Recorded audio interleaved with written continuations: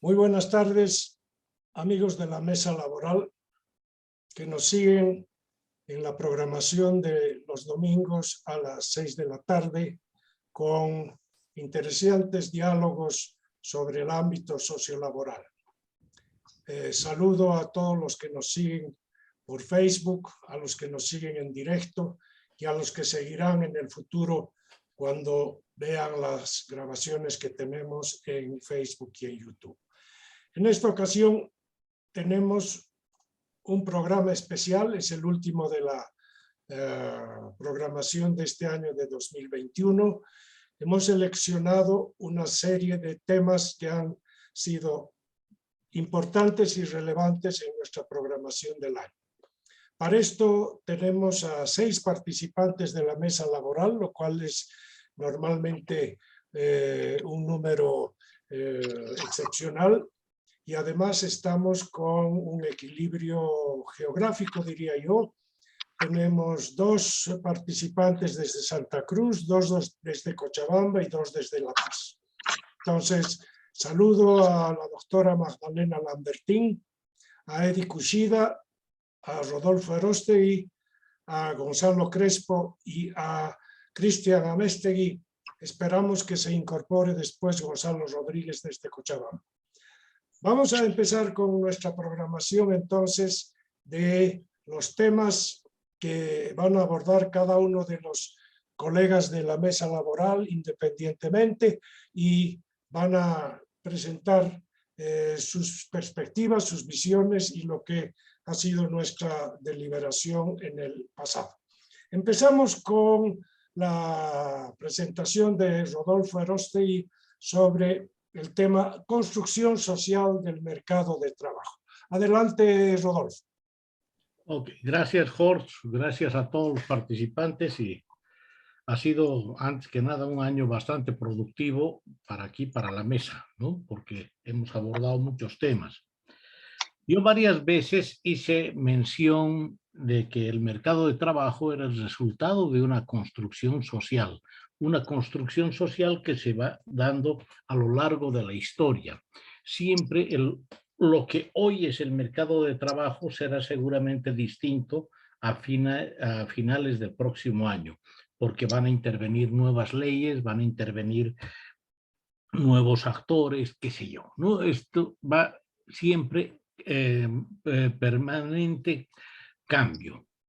Por eso, desde la visión que nosotros tenemos y ampliamente difundida entre los que son economistas, entre los que no son economistas, dirigentes sindicales, etcétera, que dicen que el mercado de trabajo es el libre encuentro entre ofertantes y demandantes individuales de trabajo, los cuales intervienen o definen el precio y el empleo.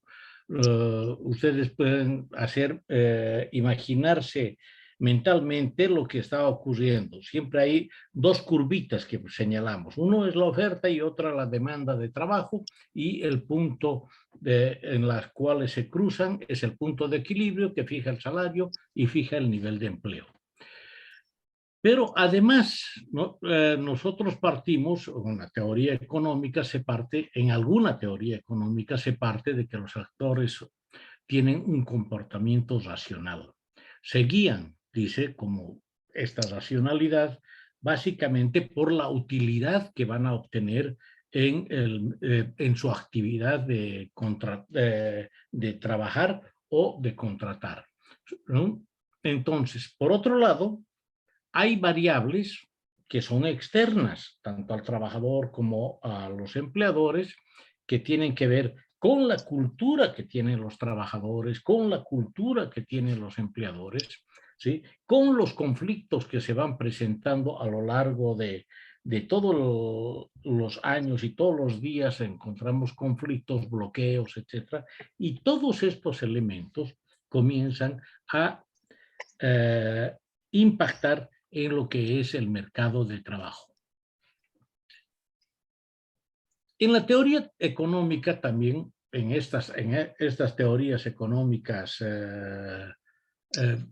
se dice que la oferta de trabajo depende del tamaño de la población y de la cantidad de horas que el trabajador decide trabajar. Es decir, un trabajador, según esta concepción de libre equilibrio de ofertantes y demandantes, ¿sí? El trabajador decide cuántas horas trabajar. Yo rara vez voy a encontrar algún trabajador que dice yo quiero trabajar solo 4 horas. ¿No? La oferta o la demanda de trabajo dice por 8 horas y a tal nivel de salario. Por el lado de la demanda también se dice que está orientada por los rendimientos decrecientes. Cada vez que se incorpora un trabajador, el rendimiento va a ser menor y la productividad de este trabajador va a ser menor y por consiguiente vamos a ir obteniendo siempre rendimientos decrecientes. Pero por otro lado, nosotros contrastamos todo esto y aquí viene la importancia del concepto de la construcción social del mercado de trabajo. Ya no es una relación técnica como estuvimos viendo anteriormente. Nosotros vamos a considerar que hay estructuras sociodemográficas y familiares que están en el mercado de trabajo. Vamos a considerar que las variables sociodemográficas son las que determinan la oferta de trabajadores. Es decir, el tamaño de la familia e ingresos de estas familias. Si es una familia grande con ingresos bastante limitados, por consiguiente, se incorporarán los hijos al mercado de trabajo a partir de la edad. El mayorcito puede ir a trabajar, la mayorcita también, etcétera, etcétera, ¿no es cierto? También la edad es muy importante a la cual se incorporan las personas.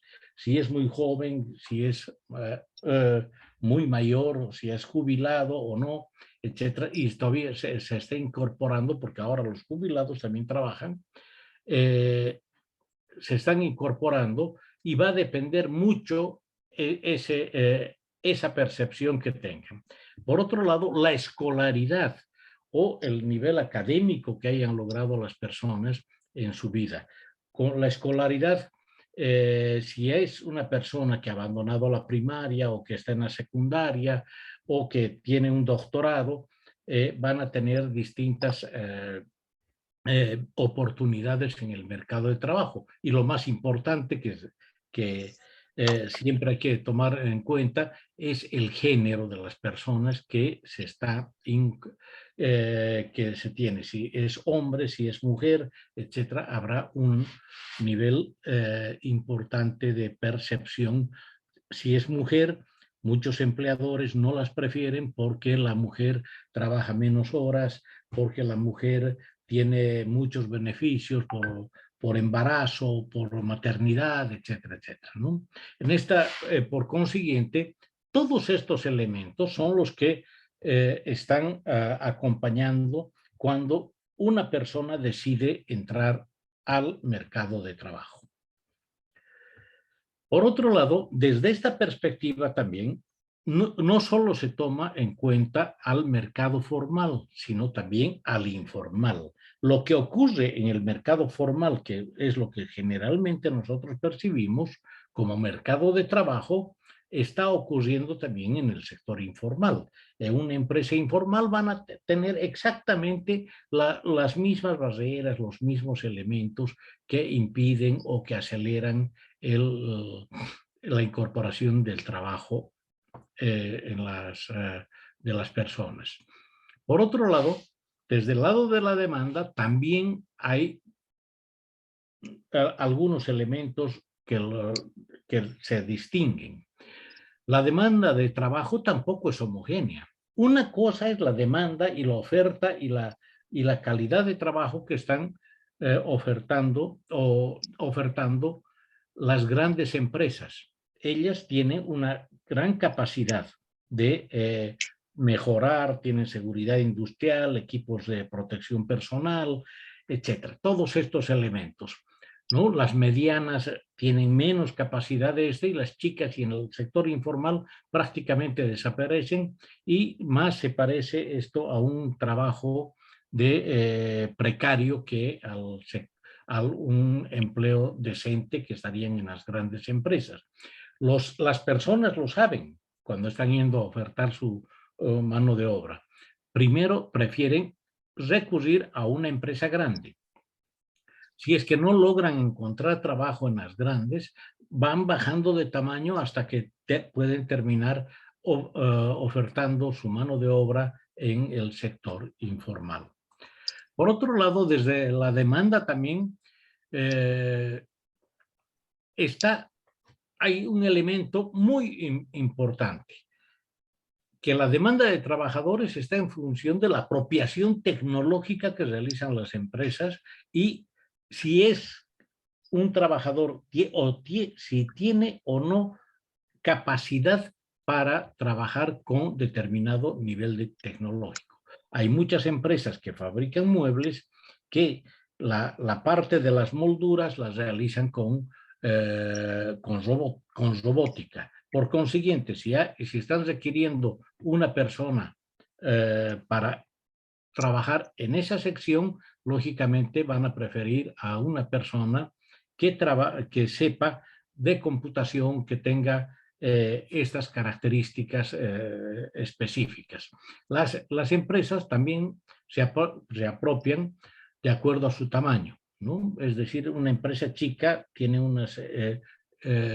su tecnología es más rudimentaria que las otras tecnologías. Por consiguiente, son todos estos elementos que están haciendo. Por otro lado, hacía referencia a un principio, y esto es lo importante acá, con nosotros. La legislación laboral es un elemento fundamental, porque la legislación laboral y las normas son las que determinan las condiciones en las cuales se va a realizar la prestación del trabajo. En otras palabras, si hay una legislación demasiada o muy protectiva, como la que tenemos nosotros, los empresarios van a tratar generalmente de eludir, no contratar muchos trabajadores, más bien van a tratar de incorporar tecnologías. Esto en las empresas grandes. Por otro lado, los sindicatos y las organizaciones empresariales también son importantes. Son factores de presión dentro de las estructuras del gobierno, los cuales, y el gobierno, o los niveles del gobierno que haya, ya sea la asamblea o el órgano ejecutivo, etcétera, van a emitir determinadas leyes, determinados decretos que van a impactar directamente en el mercado de trabajo. Entonces, nosotros tenemos, ¿sí?, estos elementos que hacen que hacen en el momento de la contratación. Como legisladores, como abogados, etcétera, generalmente vemos la última parte, la parte de la legislación que puede modificar, incentivar la contratación de mano de obra. Pero esa parte la que vemos. Pero no estamos viendo toda la otra parte que también se tiene que modificar. Muchas gracias, Rodolfo, Gracias, por tu introducción. Queda claro que a pesar que los economistas suelen hablar del mercado de trabajo con sus propios enfoques, la verdad es que el mercado de trabajo es algo muy diferente al mercado de papas o al mercado de automóviles, etcétera. Y como decía el título de tu intervención, es una construcción social que requiere una regulación específica para equilibrar las relaciones de poder entre la parte que contrata a la fuerza de trabajo y la parte que ofrece sus habilidades para el contrato. Vamos a pasar al siguiente tema que va a exponer el doctor Gonzalo Rodríguez, que es el tema del trabajo decente. Adelante, Gonzalo, por favor, 15 minutos. No, perdón, 10 minutos. Muchas gracias, Jorge. Un saludo cordial a los colegas que están en el panel. Sin duda, cuando el 18 de julio abordábamos la temática del trabajo decente, fue motivadora la ocasión porque confrontamos propósitos, una especie de visión de justicia social que se ha establecido en el mundo y en los países para que quienes están involucrados en el mundo de trabajo en condición de trabajador o trabajador tengan el mayor bienestar posible. Esto implica condiciones justas, equitativas y satisfactorias de trabajo, que están reflejadas, reconocidas, no solo en las legislaciones laborales, sino en los tratados internacionales sobre derechos humanos, y en consecuencia su obligatoriedad abarca a la sociedad humana en su conjunto. Ese trabajo decente choca, sin embargo, con una dificultad material en relación sobre todo a países que están en vías de desarrollo y que tienen dificultades socioeconómicas para poder satisfacer el reconocimiento de esos derechos. Esos derechos van desde la salud ocupacional, las prestaciones de la seguridad social, la seguridad industrial, el salario justo, equitativo, satisfactorio, sean estos salarios mensuales, salarios anuales o complementarios. Y se considera que quienes no reciben la totalidad de estas prestaciones y reconocimientos socioeconómicos estarían en una condición de trabajo precario. Y ese trabajo precario debe ser superado, debe ser sobre todo encarado por el propio Estado, que lamentablemente resulta uno de los que, si bien exige el cumplimiento de la norma, pero es el que busca las salvedades para no cumplirlas, ¿no? Se hizo alusión en su momento, en esa ocasión, a las políticas del el Plan Nacional de Emergencia, donde no hay el reconocimiento de los derechos económicos sociales a plenitud, no están aseguradas a la caja. Se puede hablar también de los consultores ya en línea o por productos que están al margen de esos beneficios. Y esto es como parte de las políticas públicas, lamentablemente. O más recientemente se puede confrontar lo que ha hecho el gobierno con lo que es Asana. Ha despedido a los trabajadores de Asana, trabajadoras y trabajadores, para contratarlos en una nueva empresa, pero bajo la figura de funcionarios públicos, bajo la ley 2027, es decir, sin los derechos plenos que estamos hablando como inherentes, esenciales para el trabajo digno, como está legislado en el país con ese rótulo, o el trabajo decente reconocido a nivel universal por la OIT, la Organización Internacional del Trabajo. Para esto, decíamos en esa ocasión que es importante considerar entre las condiciones materiales cómo se financia la materialidad de esos derechos, y en consecuencia se habló abundantemente sobre el valor que tiene el tripartismo para poder financiar la materialidad de los mismos. En ese sentido, lo que se requiere es sobre todo la iniciativa, el compromiso, la voluntad política del Estado, que al respecto es lo que debiera, digamos, llevar a unirse a trabajadores y empleadores para que conjuntamente el Estado, si quieren, de manera más abierta decirlo, presionar socialmente al Estado para que se encare esto con la seriedad del caso. Se puede trabajar muchas iniciativas, como por ejemplo el hecho de que las empresas pequeñas, que señala con mucha pertinencia Rodolfo, tienen dificultades para poder cubrir la totalidad de derechos, puedan ser subvencionadas por el Estado, ¿no? Por así decir, una simple referencia. Los primeros 5 trabajadores que estén trabajando para una empresa, cualquiera que fuera su tamaño, pero los primeros 5 estén asegurados a la caja de salud respectiva por cuenta del Estado, ¿no? Esta es una forma, por ejemplo, de materializar el compromiso del tripartismo por parte del Estado. A las grandes 5 seguramente no les va a hacer mucha diferencia, pero para las pequeñas, los emprendimientos que están haciendo, lógicamente que es una situación muy favorable. tomando en cuenta que inclusive eso podría ayudar a que la desigualdad de género pueda ser superada en el ámbito de trabajo. Decía muy bien Rodolfo, hay empresas que prefieren no contratar trabajadoras por el tema del periodo de embarazo, el pago de salarios en ese periodo, la subvención en lo que se llaman los subsidios de lactancia, de natalidad, etcétera, o postnatalidad, que debiera asumir el Estado, de manera que no hay esa dificultad, ¿no? Hacia esta condición de la maternidad, que también es un derecho humano que está reconocido y respaldado por el Estado, solo que no se materializa. El Estado no solo debe reconocer derechos, sino debe aportar para la materialidad de los mismos, porque es el garante de esos derechos en calidad de derechos fundamentales y derechos humanos.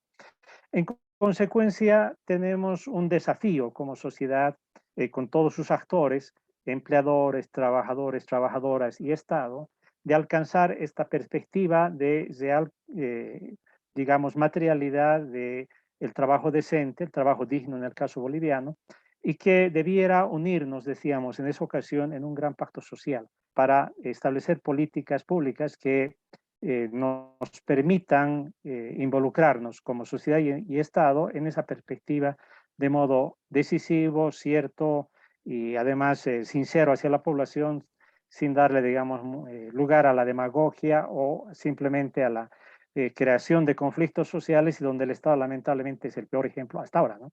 Es el peor ejemplo que se transmite a la sociedad, porque es el que más le escapa a al cumplimiento de los derechos, pero al mismo tiempo tiene las normas de las cuales es absolutamente el garante definitivo.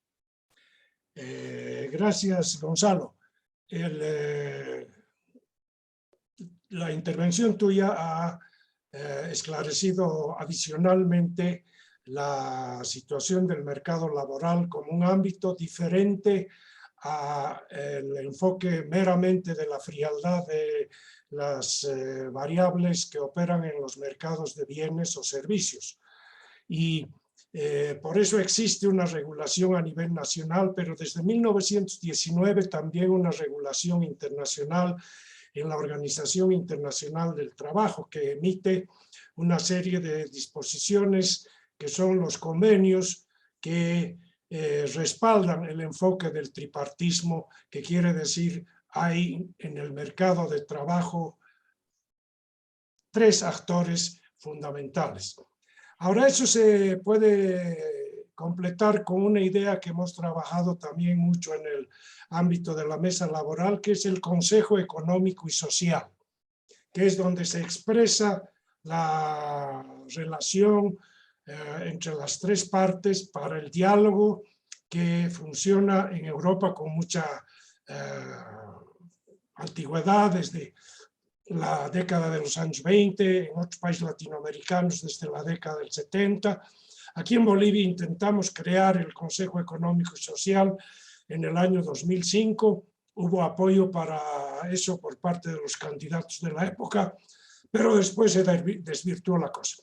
Ahora, no solamente se desvirtuó la idea del equilibrio que debe garantizar el Estado, sino en Bolivia existe un incumplimiento de parte del Estado de las prescripciones y de las normas y de las costumbres que se establecen en materia de tripartismo. La doctora Magdalena Lambertín nos va a dar una visión sobre cuáles son las principales omisiones que hay en Bolivia respecto de esta necesaria relación tripartita en el ámbito sociolaboral. Adelante, doctora. Gracias, doctor. Antes de empezar, indicar que todas las intervenciones de los profesionales han sido de gran aporte, no solo para los miembros de la mesa laboral, sino también para la audiencia, ¿no? Ahora, entrando en tema, primero voy a explicar lo que es el tripartismo. El tripartismo es una interacción entre tres sectores, que vendría a ser gobiernos, organizaciones de empleadores y de sindicatos. Estas organizaciones es para buscar soluciones a los asuntos de interés común. El tripartismo se desarrolla dinámicamente a través del diálogo social. El diálogo social necesariamente debe estar integrado por los tres actores, los tres sectores, gobierno, empleadores y sindicatos. Este diálogo social debe ser realizado mediante políticas públicas de buena fe y de información entre las partes, consulta previa a la toma de decisiones unilaterales. Estas prácticas tripartitas se conocen como el derecho a la información y la consulta. El diálogo social son las relaciones de comunicación, consulta y negociación entre gobierno, empleadores y sindicatos sobre temas de interés común. La concertación social alude al diálogo tripartito, en tanto que la negociación colectiva es el diálogo social bipartito entre empleadores y trabajadores. El convenio 131 sobre la fijación del salario mínimo con especial referencia a países en vías de desarrollo es un instrumento que asegura la protección a los trabajadores contra remuneraciones indebidamente bajas. Este convenio se tendría que llevar a través del diálogo tripartito como un pilar fundamental. Bolivia es signataria de este convenio y en Bolivia se aprueba anualmente los salarios a través de decretos y su reglamento a través de resoluciones ministeriales, que en ninguna de las partes considerativas o su marco jurídico hace referencia o invoca el convenio de la OIT. También tenemos que al no hablar Bolivia del convenio de la OIT, también tenemos un informe de la OIT que observa a Bolivia la no inclusión del diálogo tripartito, la no inclusión de los empleadores y los trabajadores en la toma de decisiones del salario mínimo. Es así que este informe textualmente dice que la comisión de expertos en sus observaciones, el convenio requiere que se consulte exhaustivamente las organizaciones representativas de empleadores y de trabajadores interesadas para el establecimiento, aplicación y modificación de los mecanismos a través de los cuales se fijan y ajustan en el tiempo de salarios mínimos. Eso está establecido en el artículo 4. El artículo 4 del referido convenio establece los procedimientos a cumplir para la fijación del salario mínimo. Y habida cuenta de que el referido artículo no está siendo cumplido por Bolivia, tenemos que Bolivia está incumpliendo los procedimientos que establece el referido convenio. Ok, doctora, muchísimas gracias. Es claro que hay una justificación que da el gobierno frente a las demandas que le han hecho de parte de la OIT, que tiene que atenerse a las prescripciones de los convenios que Bolivia ha ratificado. Y ellos dicen, nosotros somos un gobierno pro-obrero y por lo tanto vamos mucho más allá de las disposiciones que tiene la OIT y favorecemos mucho más. No necesitamos que de afuera nos enseñen cómo llevar el bienestar a la familia de los trabajadores, algo sobre lo cual podríamos discutir. Dicho esto, vamos a pasar a temas muy concretos que hemos examinado a lo largo del año y que tienen una significación importante porque existe la práctica o la mala práctica en Bolivia y que se refiere el tema a la cuestión de los aspectos del acoso laboral. Gonzalo. Adelante. Sí, bien, buenas tardes a todos los miembros de la mesa y a la audiencia que nos sigue en los domingos de transmisión de este programa.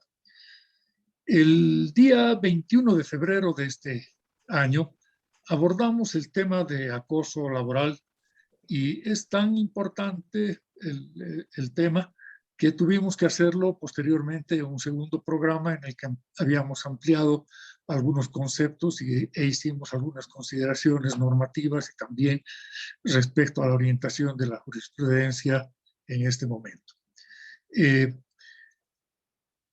Además de la gravedad y por la dimensión moral y ética del tema, es particularmente relevante porque una porción muy importante de los conflictos individuales de trabajo que se sustancian en Bolivia en sede judicial y en sede administrativa versan sobre casos o denuncias de acoso laboral, muchas veces conexos con casos de acoso sexual laboral, ¿no? Y eso nos plantea una primera discusión respecto a si debería tratarse de manera diferente el acoso sexual y en forma separada el acoso laboral, a pesar de que también el acoso sexual en ámbito laboral es una forma de acoso laboral propiamente, pero por su importancia y sus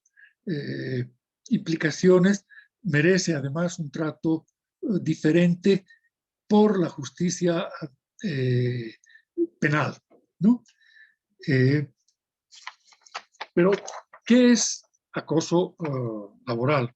Y esta es una primera discusión que felizmente ha merecido una respuesta bastante clara por parte de la OIT, que en el convenio 190 de 21 de junio de 2019 nos ofrece un concepto suficientemente claro y comprensivo de los elementos que constituyen estas prácticas.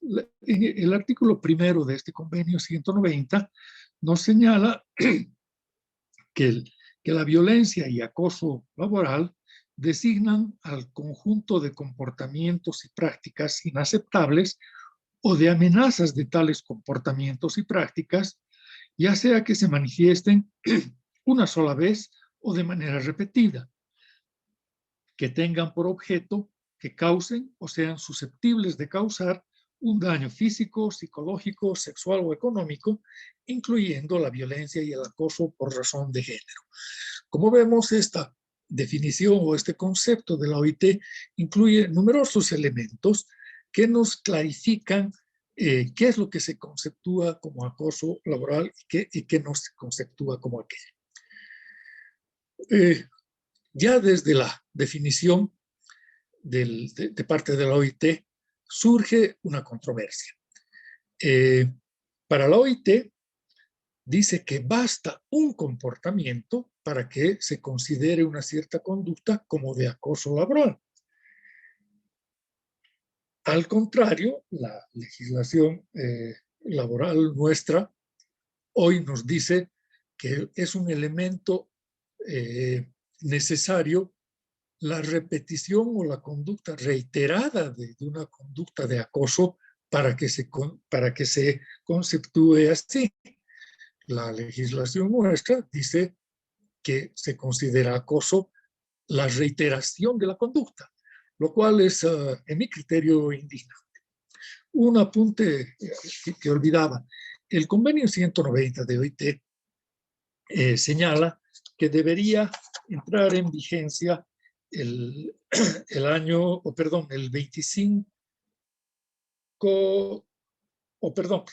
25 de junio de 2021, lo cual ya ha ocurrido, pero lamentablemente Bolivia, como en otros casos, se ha resistido a la ratificación de este convenio y entonces tenemos solamente que remitirnos a una normativa limitada. El parágrafo tercero de la Constitución Política del Estado, en su artículo 49, señala que el Estado protegerá la estabilidad laboral, que se prohíbe el despido injustificado y se prohíbe también toda forma de acoso laboral, ¿no? Y nos quedamos con eso. Tenemos otras normas, principalmente la ley integral para garantizar a las mujeres una vida libre de violencia, que es la ley 348, nos señala claramente que el acoso laboral y la violencia laboral serán denunciados ante el Ministerio de Trabajo. Nos da una definición así e incluye dentro de las conductas que constituyen violencia protegida por la ley, el acoso laboral y, por supuesto, el acoso sexual. Hay un par de decretos supremos que establecen algunas precisiones, las reglamentaciones de la ley, pero tenemos luego, en marzo de 2021, la puesta en vigencia de la resolución ministerial 196/21, que se dedica a la parte procesal en cuanto el acoso sería competencia del Ministerio de Trabajo en una primera instancia. Y aquí ya tenemos varios problemas con esta norma, que es la específica y es la que señala el procedimiento para el tratamiento de las denuncias. Dice, como una especie de título de la resolución, dice: procedimiento para la atención de denuncias sobre acoso laboral y acoso sexual a mujeres en el ámbito laboral. Y esto nos lleva a dos problemas. La forma de redacción daría a entender que se trata de dos conductas totalmente diferentes. Como habíamos comentado, una podría implicar la otra. Pero también limita las denuncias de acoso exclusivamente a las mujeres. Es decir, solo ellas podrían denunciar acoso ante el ministerio. El acoso, me refiero al acoso sexual, que se trata como una infracción laboral, como parte del acoso laboral, ¿no? Ya más adelante, este reglamento contiene una cantidad de contradicciones e imprecisiones que hacen impracticable la defensa del acosado, por ejemplo, a pesar de la gravedad del hecho, etcétera. Se supone que debería existir un cierto equilibrio para esto, ¿no? Pero igual que en la doctrina en general, las ausencias, las falencias de la normativa boliviana nos llevan a otra clase de problemas. Si bien existe una enunciación general en el convenio 190 de OIT, parecería ser que es necesario precisar qué cosa es acoso laboral y qué no es acoso laboral, porque, como mencionaba, existe una gran cantidad de denuncias de acoso, pero que refieren o están motivadas en conductas que en realidad no son acoso laboral, ¿no? Y entonces la doctrina ha tenido que ocuparse de definir y establecer qué conductas no son acoso laboral para no confundirlas, ¿no? Hay diferentes discusiones y tratadistas sobre este tema, ¿no? Por ejemplo, Alex Fontaneles de España nos dice que no es acoso laboral un hecho colectivo organizado. No es acoso laboral una presión legítima por parte del empleador. No es acoso laboral la discusión legítima que se produce en el ambiente laboral y produce controversias. Tampoco son acoso laboral las críticas constructivas, ni tampoco la correcta revisión por parte de los supervisores. El Consejo Superior de la Judicatura de España es bastante más rico en esto y vuelve a enumerar una cantidad muy grande de casos que provienen de la sustanciación de casos de denuncia en España, y nos habla principalmente, o nos llama la atención respecto a tener especial cuidado a no confundir todos aquellos requerimientos y sanciones de carácter administrativo previstos por el comportamiento y el desempeño de parte de los trabajadores. ¿No? Lamentablemente, por el otro lado, es decir, por parte de los denunciantes, de los trabajadores, existe otra vez una ausencia y omisión respecto a la probanza del acoso laboral.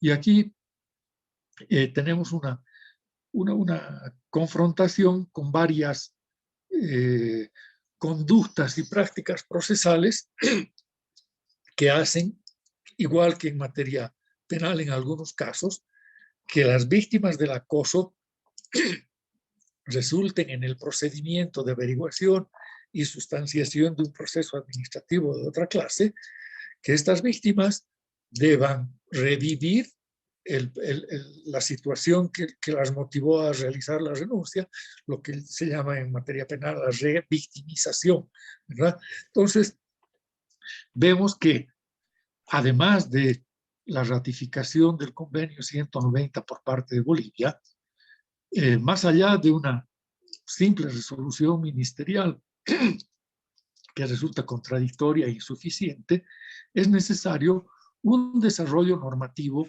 específico sobre acoso laboral que precise y resuelva las ausencias normativas en el ámbito nacional. Gracias, Gonzalo. Queda claro una vez más, y esto se ha reiterado a lo largo del año en los diferentes programas que hemos hecho, que en el caso del país hay dos problemas que se combinan y de una manera lamentable. En primer lugar, los vacíos normativos. Nuestra legislación laboral, en su marco matriz, que es la Ley General del Trabajo de la década de los 40, está sobrepasada por los cambios en el tiempo, todas las transformaciones que han ocurrido en el mundo y en Bolivia en el aspecto sociolaboral.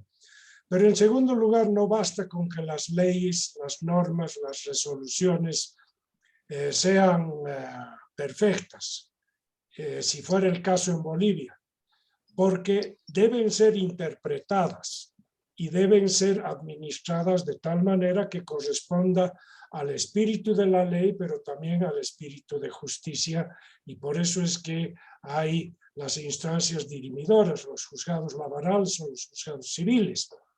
Y en el caso boliviano, pues lamentablemente nuestro sistema judicial está tan venido a menos y tan perforado por toda la insuficiencia que la mala norma, la norma insuficiente, cae en manos de inspectores o jueces o fiscales que aplican a su libre albedrío las normas y por lo tanto pueden cometer varias injusticias en esta materia. Algo que hemos reiterado en el programa y creo que vamos a insistir en el futuro. Vamos con otro tema con Cristian que tiene algo que ver con lo que hemos hablado hasta ahora y es el tema de la última resolución ministerial 321 de este año y que tiene que ver con la cuestión de los despidos con causa justificada. A ver, Cristian, tu opinión informada sobre este tema. Saludos a los auditores de la mesa laboral también. A ver, realmente vamos a referirnos a la resolución ministerial 431 del 30 de mayo. Una sorpresa de la autoridad administrativa, pero es un contexto. A ver, una vinculación laboral y esta trae consigo condiciones de trabajo. Parte de las condiciones de trabajo involucran el régimen sancionador.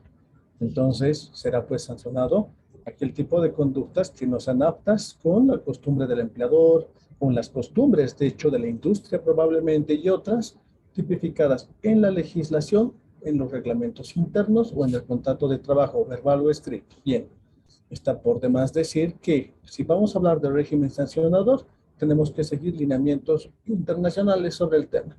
Por ejemplo, el convenio 158 de la Organización Internacional del Trabajo claramente dice en su artículo 7 no deberá darse por terminada la relación de trabajo de un trabajador por motivos relacionados con su conducta o su rendimiento antes que se le haya ofrecido la posibilidad de defenderse de los cargos formulados contra él, a menos que no pueda pedirse razonablemente al empleador que le conceda esta posibilidad.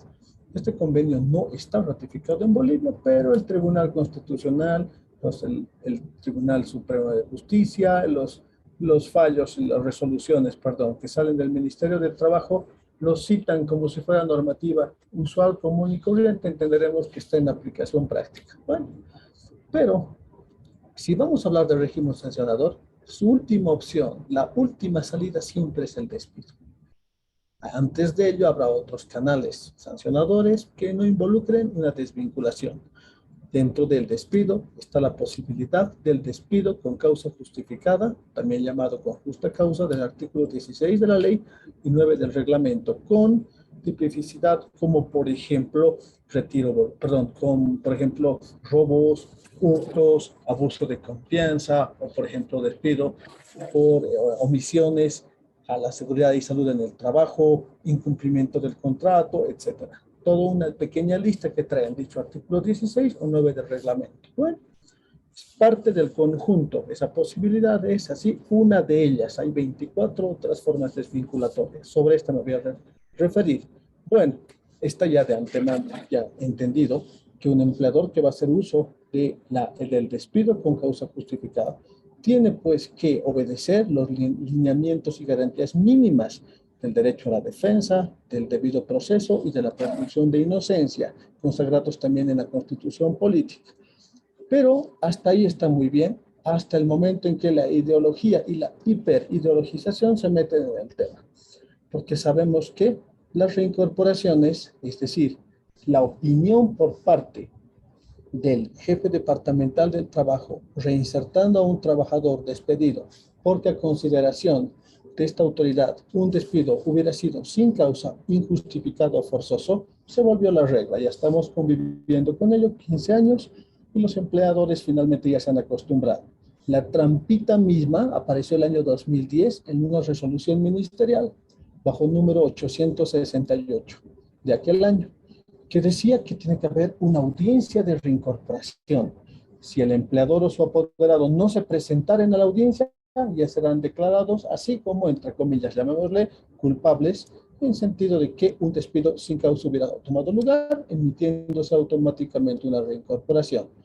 Bien, también se determina en esa resolución que los argumentos que el empleador exponga en la audiencia no serán tomados en cuenta.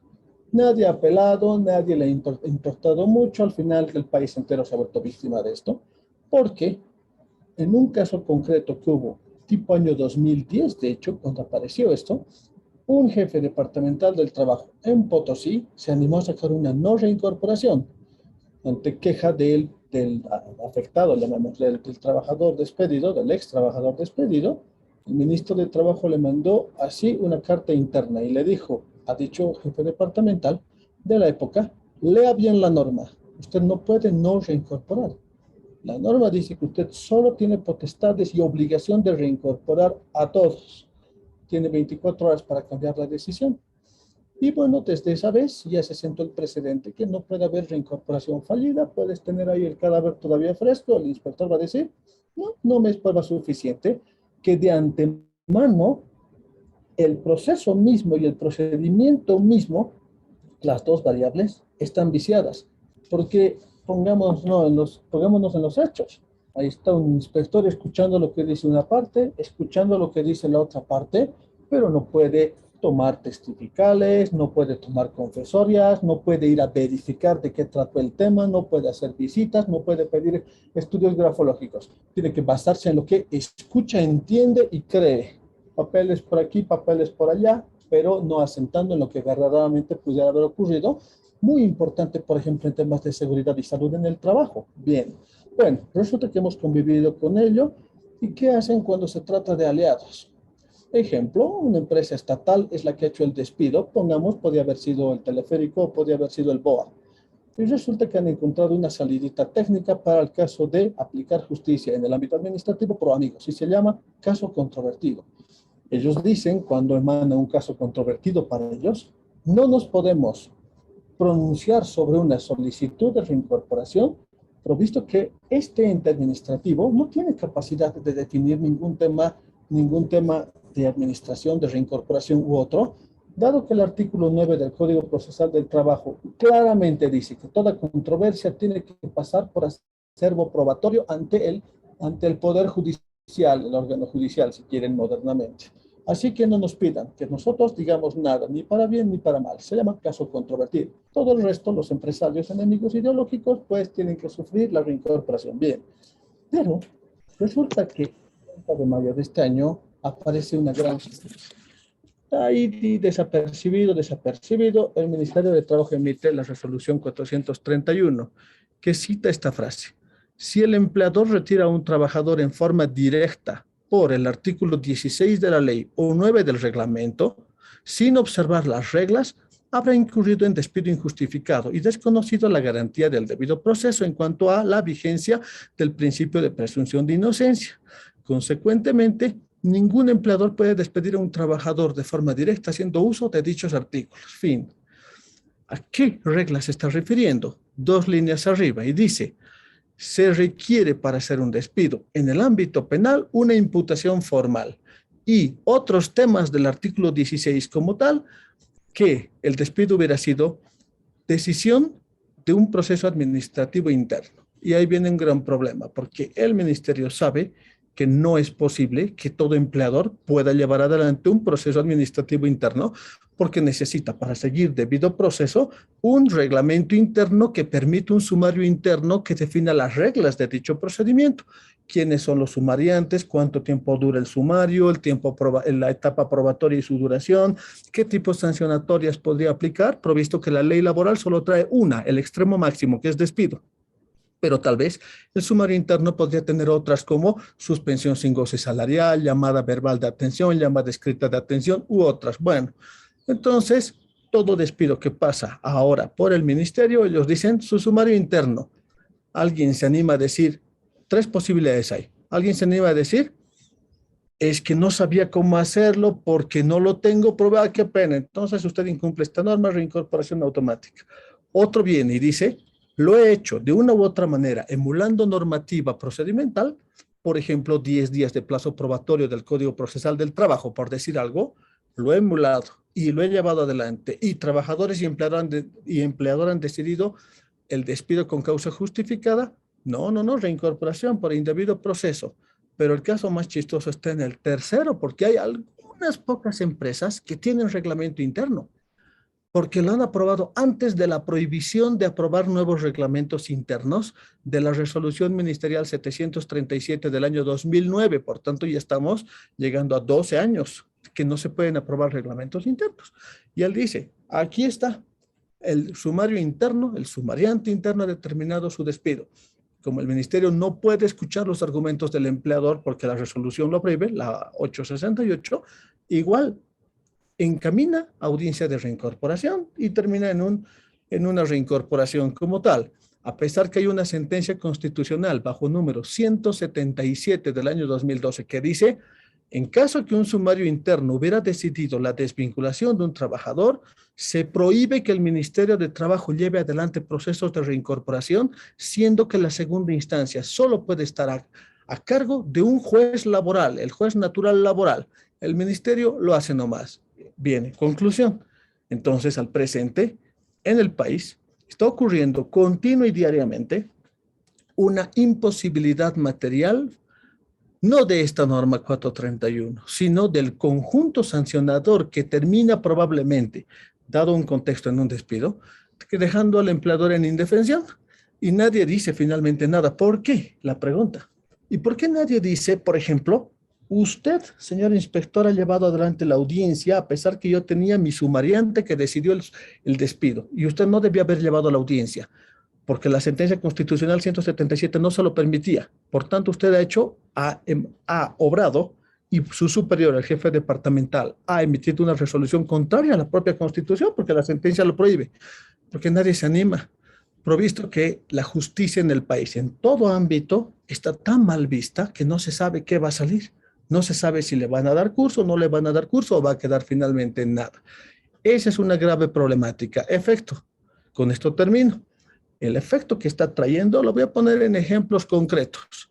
Entonces, aquella enfermera en un hospital sujeto a la Ley General del Trabajo no teme de perder su trabajo y se anima a decirle a una persona, mire, usted quiere una inyección, ¿no? Sí. Mire, ya faltan como 9 minutos para que yo salga de turno, pídanla al otro. No dice, oye, yo todavía puedo hacerlo, porque la persona finalmente está en dolor y ya tiene su recetario y todo. Dice, total, no puedo perder mi pega, no va a pasar nada.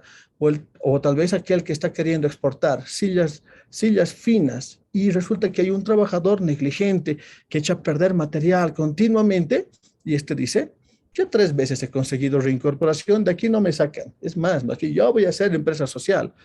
O finalmente el conductor de larga distancia que tiene 130, 40, 90, lo que sea número de vidas a su cargo y finalmente ya ha sido una vez echado por habérsele descubierto conduciendo bajo dosaje etílico y finalmente en la creatividad que tienen que aplicar los inspectores al momento de redactar la reincorporación, le van a poner algo como la ley dice que está prohibido hacer ingesta alcohólica intrajornada.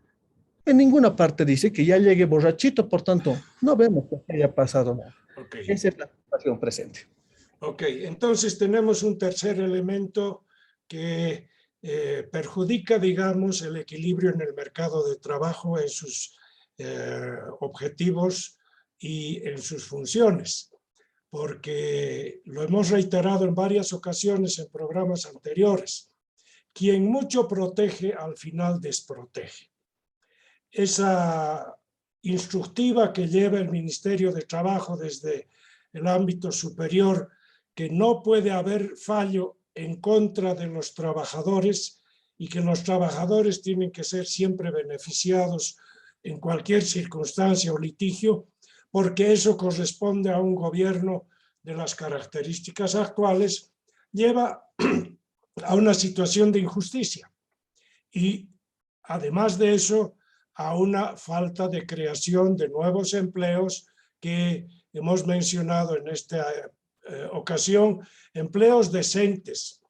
No se crean por imposición única de parte ni de la legislación ni de parte de los trabajadores, sino es un acuerdo social que involucra a las 3 partes y el empleo decente es el resultado de acuerdos, pactos entre los 3 actores. Caso contrario, por la imposición, los diferentes actores reaccionan y el resultado, la resultante de esos vectores, de esas omisiones, son inconvenientes para la mejora de la relación sociolaboral y en suma el bienestar de la población en general. Ahora tenemos la última intervención de Edi Kushida sobre el tema de cómo ha sido la visión y qué relevancia tiene la iniciativa esta de llevar el diálogo de la mesa laboral para abordar todos estos temas que parcialmente, como una muestra, hemos tocado hoy día en este programa de fin de año. Adelante, Edi. Muchas gracias, Horst. Muy buenas tardes a la audiencia y a los distinguidos colegas de la mesa laboral. A ver, la finalización de una gestión, ¿no? Siempre nos obliga a realizar un balance del camino recorrido y replantearnos los futuros desafíos. Desde esa perspectiva, es bueno mencionar que la mesa laboral surge desde el año 2013. Ha sido conformada como una iniciativa de instituciones y organizaciones de sociedad civil que coordinan esfuerzos para precisamente reunir expertos y destacados profesionales en materia laboral de nuestro país. Básicamente el objetivo fue construir una propuesta de una nueva Ley General del Trabajo, como lo mencionaba hace un momento Horst, actualizada y que responda a las variadas y complejas necesidades que plantea el ámbito laboral hoy en día. La mesa, en su primera etapa, en ese marco, y gracias al valioso y comprometido apoyo de de los miembros de la mesa ha logrado elaborar una propuesta de anteproyecto de ley denominada Ley General del Empleo y del Trabajo, que fue publicada en 2015, como ustedes recordarán. Asimismo, durante todos estos años, la mesa laboral ha venido impulsando diferentes espacios, estrategias de incidencia para lograr que esta propuesta legislativa ciudadana sea ampliamente difundida y, lo que es más importante, retroalimentada y perfeccionada, ¿no? Ese ha sido el norte de esta iniciativa. En ese marco general, en ese antecedente, digamos, hay que decir que nos encontramos en un momento donde la sociedad civil organizada ha cobrado mayor relevancia en promover iniciativas legislativas o bien en apoyar políticas públicas o su creación, ¿no? Este fenómeno no solamente es inherente a Bolivia, sucede en muchas de nuestras sociedades contemporáneas hoy en día. La agenda ciudadana en ese marco gradualmente ha adquirido y está adquiriendo una preponderancia ante la crisis, por un lado, de los partidos políticos y el gradual debilitamiento de la institucionalidad en su conjunto en toda la estatalidad de nuestros países. En ese marco, la iniciativa o una iniciativa como la que promueve la mesa laboral responde a esta corriente de empoderamiento y de necesidad de la ciudadanía de enmendar espacios, emprender un rol proactivo y generar propuestas. En consecuencia, la mesa laboral ha apostado a generar un debate amplio, horizontal y sobre todo plural. Muestra es estos diálogos que domingo a domingo se vienen llevando hace más de 2 años. El diálogo que se pretende sea receptivo a las inquietudes, necesidades y problemas que se presentan cotidianamente en el ámbito de las relaciones laborales. En ese marco, el trabajo de la mesa ha estado orientado por valores como el tripartismo, el empleo decente, el estado de bienestar, la igualdad de género, entre otros. Ahora bien, el año 2022 que se nos viene, desde la mesa laboral se ha planteado redoblar esfuerzos en los diálogos y generar otras tareas y estrategias de difusión e incidencia, esperando, obviamente, hacer eco en las autoridades, nuestros representantes en el Parlamento y, claro está, en los diferentes sectores laborales, con el propósito de abrir espacios de deliberación que nos permitan generar cambios vinculados a modernizar el andamiaje normativo y que el mismo se adapte a los retos y desafíos del mundo laboral contemporáneo. Nuestros objetivos seguirán siendo promover el diálogo social tripartito, promover la formalización del empleo, identificar las necesidades de actualización de la normativa laboral en Bolivia, entre otras. En ese marco, solamente nos queda desde este espacio dar muchas gracias a la audiencia por seguir domingo a domingo el valioso trabajo, aportes de quienes han formado parte de esta iniciativa ciudadana que seguirá trabajando en la próxima gestión. Ese es mi aporte, estimado Jorge, y a los miembros muchas gracias nuevamente de la mesa. Muchas gracias, Eddie. Creo que has dicho lo justo respecto a el esfuerzo que llevamos adelante de manera colectiva desde hace tantos años y que tenemos la esperanza de que poco a poco vamos abriendo una brecha para lograr una mejora significativa en el mundo de las relaciones laborales, puesto que el empleo es la pieza central de la maquinaria económica en el país. Si el empleo se deterioran también las condiciones de las familias.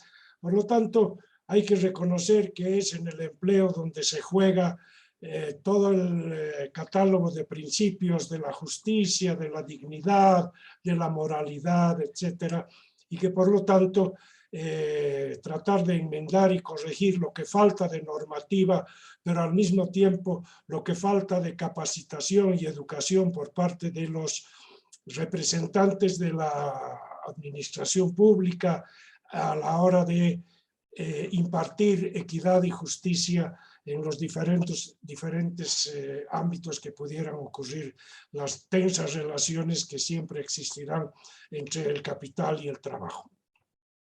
Yo les agradezco mucho primero a ustedes 6 que han participado hoy día en este último programa. Quiero felicitarles, quiero desearles a ustedes lo mejor para las fiestas de fin de año y que el próximo 2022 traiga bienestar y logros en su vida profesional, paz para nuestra sociedad y mejoras en el bienestar colectivo. Lo mismo vale también para nuestros seguidores por el Facebook, por el YouTube. Vuelvo a anunciar que están en las páginas web correspondientes a la mesa laboral. Todas las grabaciones de estos programas pueden verlos el rato que tengan tiempo. Pueden mandar consultas a nuestra